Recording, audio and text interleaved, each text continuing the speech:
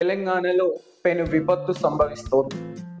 National crime records bureau చాలా సంచలనమైన నిజాలను బయటపెట్టింది. తెలంగాణలో రోజుకు 20 మంది రోడ్డు ప్రమాదాల వల్ల మరణిస్తున్నారు. అందులో 16 మంది అతివేగం వల్ల ప్రమాదానికి గురై ప్రాణాలు కోల్పోతున్నారు.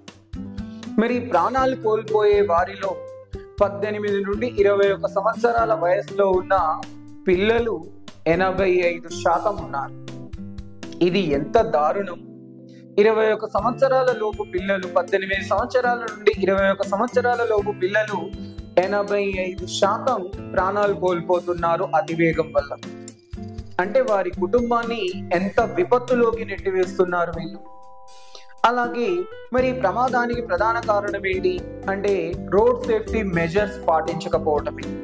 అప్పుడో ఇప్పుడో మనం కూడా ట్రాఫిక్ పోలీసుల చెకింగ్లతో మనం విసిగెత్తిపోయి ఉంటాం.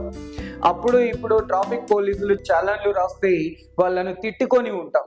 కానీ వాళ్ళు మన రక్షణ కోసమే శ్రమిస్తున్నారు, వాళ్ళు మన రక్షణ కోసమే పనిచేస్తున్నారు, ప్రభుత్వం మన రక్షణ కోసమే ఆ రోడ్ సేఫ్టీ మెజర్స్ ఏర్పాటు చేసి అమలు చేస్తుంది అన్న విషయాన్ని మనం మర్చిపోతున్నాం.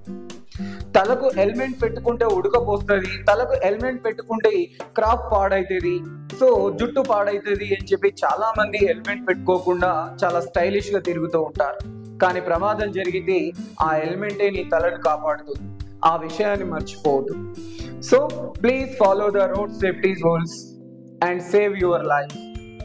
కుటుంబాన్ని రోడ్డున పడేయకండి, కుటుంబాన్ని విషాదంలో ముంచకండి, రోడ్ సేఫ్టీ మెజర్స్ పాటించండి.